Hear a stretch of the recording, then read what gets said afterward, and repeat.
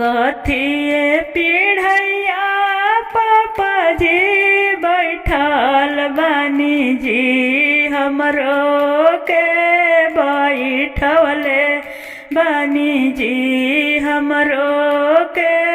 बैठवले बानी जी कथिए कर जवा पापाजी कैले बानी जी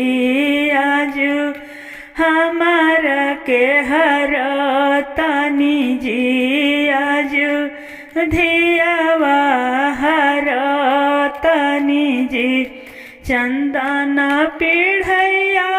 बेटी बैठल बनी हो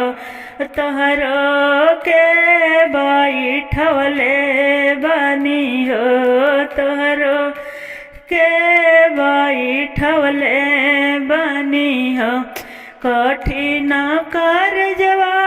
बेटी कैले बनी हो तोहरा के हर तनी हो धिया